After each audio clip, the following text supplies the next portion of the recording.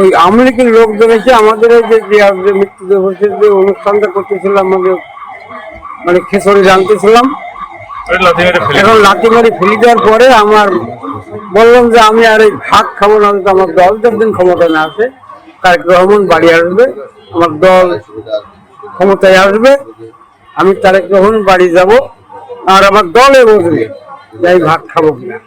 10 বছর 9 মাস, এগুলো 17 দিন হচ্ছে কি 18 দিন হবে, এরকম হবে, একদিনের দিকে হতে পারে, আমি তো সঠিক জানিনি, একদিনের দিকে হতে। যে ডাক্তারটা আমাকে নিয়ে গেছে, এই ডাক্তারটা আমাদের ওই জায়গায় ছিল, মহেশপুর থানা ওই ওই জায়গাটাই ছিল, মানে ওই ওই ডাক্তারের কাছে প্রথম আমরা চিকিৎসা হওয়ার পর শুক্রবারে যাই, তার সোমবারে এখানে থাকে।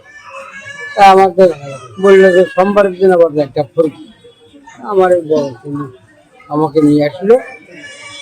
এই আমি কাঠের কাজটা টুকটাক করি, আর এই আমি দলটাকে ভালো লাগে, আমি হয়তো 5 টাকা ইনকাম করি, আমি 2 টাকা বাড়ি দিই, আর এই লোকজনের ভিতরে লোক নিয়ে মানুষ নিয়ে আবার হয়তো মানুষকে ভালোবাসি। এই দীর্ঘ 11 বৎসর একটি প্রতিজ্ঞা ভঙ্গ না করে অনশন করছেন, এটা একটি প্রতিজ্ঞা অনশন বলবো আমরা।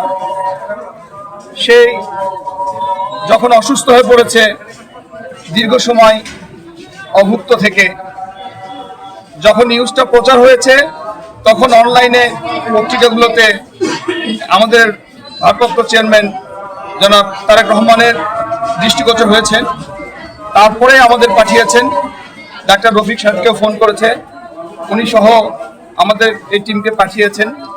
আমরা আজকে তার এই দুরবস্থা দেখে, এখানকার চিকিৎসক আছেন ডাক্তার শামীম সহ সবার সাথে কথা বলে আমরা সিদ্ধান্ত নিয়েছি, ওনাকে আমরা ঢাকায় ভালো কোনো হসপিটালে, পিজি হসপিটালে আমরা স্থানান্তর করবো। জনাব তারেক রহমান তার চিকিৎসার দায়িত্ব নিয়েছেন, আমরা কথা বলেছি ইতিমধ্যেই। ওনার চিকিৎসা দায়িত্ব ওনার, এবং যত খরচ হয় এবং ইয়ে হয় সব উনি দেখবেন।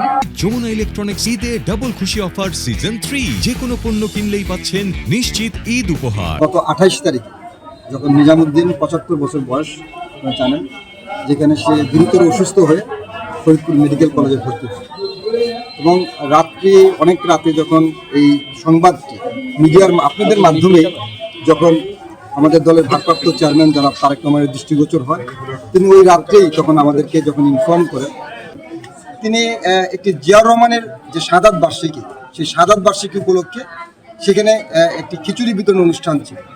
কিন্তু সেই খিচুড়ি বিতরণের অনুষ্ঠানে দেখা গেছেন যে তখনকার ফ্যাসিস্ট রিজমের যে সরকারের যে দালালরা, তারা তখন তাদের এই খিচুড়িগুলি ফেলে দেন, এবং ওই দিন থেকে সে পণ করেন যে তিনি বিএনপি যদি সরকারে না আসেন, ওই দিন পর্যন্ত তিনি আর ভাত খাবেন না। এবং আমি তাকে ওই রাত্রি জিজ্ঞেস করেছিলাম যে আপনি কী খেয়েছেন, ভাত খেয়েছেন? তিনি বললেন যে না, আমি ভাত খাইনি। এটা 28 তারিখ রাতের কথা বলছি, 1:30টার সময়। তিনি বললেন যে আমি ভাত খাই না। কেন ভাত খান? স্যার আমি আর ভাত খাবো না, যদি বিএনপি যদি সরকারে না অবতীর্ণ না হয় তখন সে আর ভাত খাবে না। এই যে তার পণ, এই যে একটি তার দলের জন্য তার ডেডিকেশন, এবং সেই ডেডিকেশনকে আমাদের দলের ভারপ্রাপ্ত চেয়ারম্যান কীভাবে শ্রদ্ধা করেন, কীভাবে দেখেন, সেটি কিন্তু আজকে দৃষ্টান্ত। তার একটি দুরারোগ্য রোগ হয়েছে, যেটি আমরা সাসপেক্ট করছি যে লাংয়ের কোনো ক্যান্সার জাতীয় কোনো কিছু হচ্ছে কিনা। তাই এই চিকিৎসাটির জন্য আসলে একটি অ্যাডভান্স সেন্টারে, যেখানে মাল্টিডিসিপ্লিনারি সেন্টার, সেখানে টার্সিয়ারি লেভেলের সেই তার চিকিৎসাটি হওয়া দরকার, যেখানে এরকম কিছু পরীক্ষা নিরীক্ষা দরকার, যেখানে ওই সেন্টারেই তার সুবিধা আছে। সেই হিসাবে আমরা চিন্তা ভাবনা করেছি যে তাকে আমরা পিজি হাসপাতালে এখান থেকে স্থানান্তর করব, এবং আমাদের দলের ভারপ্রাপ্ত চেয়ারম্যান আমাদেরকে সেই নির্দেশনাই দিয়েছেন যে তার তাৎক্ষণিক এখান থেকে আমরা যে ডিসিশনটা নিব, সেটা যেন তাকে যদি দরকার হয় তাহলে যেন আমরা সেই হায়ার সেন্টারে যেন তাকে নিয়ে যাই, এবং তার চিকিৎসার জন্য তিনি তাৎক্ষণিক কিছু সাহায্য এখানে দিয়েছেন, এবং ভবিষ্যতে তার যে চিকিৎসার দরকার হবে সেই ব্যাপারে তিনি সহযোগিতা করবেন। হয়তো মেডিসিন স্পেশালিস্ট, তার সাথে আমি এখান থেকে কথা বললাম, এবং তিনি রাজি হয়েছেন তাকে অ্যাডমিশন দেওয়ার জন্য এখানে, এবং তিনি আশা রাখি যে তিনি একটি বেড ব্যবস্থা করবেন, এবং সেখানে আমরা তাকে ভর্তির ব্যবস্থা দেবো। এবং আমি এখানকার ডাক্তারদের সাথে অলরেডি কথা বলেছি, তারা, আমি বিশ্বাস করি যে তারা কিছুক্ষণের মধ্যে একটি অ্যাম্বুলেন্স আমাদের জন্য যোগাযোগ করবে, সেটা আমরাই বেয়ার করবো সব কিছু। তো এই অ্যাম্বুলেন্সের মাধ্যমে আমরা এখনই তাকে ঢাকায় স্থানান্তর করব, এবং তার যে চিকিৎসা যেগুলো দরকার হয় সেটি আমরা করব। তবে একটি কথা বলতেই হয় যে দেখেন এই ঘটনাটি কেন ঘটেছে। তিনি বিএনপির একজন সমর্থক বা কর্মী লেভেল, ঝিনাইদহের মহেশপুরের বাঁশখালী ইউনিয়নের বাঁশবাড়ি ইউনিয়নের তিনি বাসিন্দা। সেখানে